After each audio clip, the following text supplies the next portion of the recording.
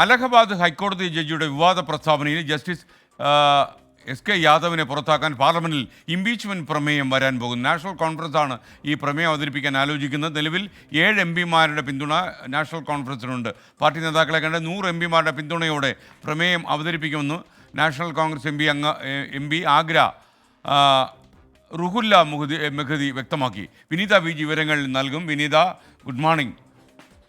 യഥാർത്ഥത്തിൽ ഒരു സിറ്റിംഗ് ജഡ്ജിയുടെ ഭാഗത്തു നിന്ന് ഉണ്ടാകാൻ പറ്റാത്ത വിമർശനമാണ് അദ്ദേഹം ഉന്നയിച്ചത് എന്ന രീതിയിൽ വിമർശനം വന്നുകൊണ്ടിരിക്കുകയാണ്.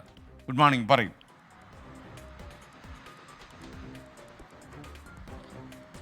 Very good morning S K. തീർച്ചയായും എസ് കെ സൂചിപ്പിച്ചതുപോലെ ഒരു ജഡ്ജിയുടെ ഭാഗത്തു നിന്ന് ഉണ്ടാകേണ്ടതായിരുന്നില്ല അത്തരത്തിലേക്കുള്ള ഒരു പരാമർശം. ആ പരാമർശം VHPയുടെ വിശ്വ ഹിന്ദു പരിഷത്തിന്റെ വേദിയിലായിരുന്നു അദ്ദേഹം ഉന്നയിച്ചിട്ടുണ്ടായിരുന്നത്. പിന്നാലെ അത് വലിയ വിവാദങ്ങളിലേക്ക് പോയിട്ടുണ്ടായിരുന്നു. അദ്ദേഹം പ്രധാനമായും പറഞ്ഞത് രാജ്യം എപ്പോഴും ഭൂരിപക്ഷത്തിനൊപ്പമാണ്, ഭൂരിപക്ഷത്തിന്റെ താല്പര്യമനുസരിച്ച് രാജ്യം ഭരിക്കപ്പെടുമെന്നുള്ളത് തന്നെയാണ്. ഒപ്പം തന്നെ മുത്തലാഖ് ഉൾപ്പെടെയുള്ള ചില കാര്യങ്ങൾ, ബഹുഭാര്യത്വം ഒക്കെ ഒരു സമുദായം ഇപ്പോഴും അവരുടെ അവകാശമായി ഉന്നയിക്കുന്നുണ്ടെന്ന് തുടങ്ങിയ വിവാദമായിട്ടുള്ള പ്രസ്താവനയാണ് അദ്ദേഹം നടത്തിയിട്ടുണ്ടായിരുന്നത്.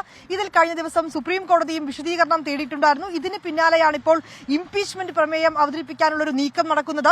ജസ്റ്റിസ് SK യാദവിനെ പുറത്താക്കാൻ പാർലമെന്റിൽ ഇംപീച്ച് പ്രമേയം അവതരിപ്പിക്കുമെന്നാണ് national conference MP Agha റുഹുല്ല Mehdi പറഞ്ഞിട്ടുള്ളത്. നിലവിൽ 7 എംപിമാരുടെ പിന്തുണ ഇതിനുണ്ട് എന്നും ആഗ റുഹുല്ല പറഞ്ഞിട്ടുണ്ട്.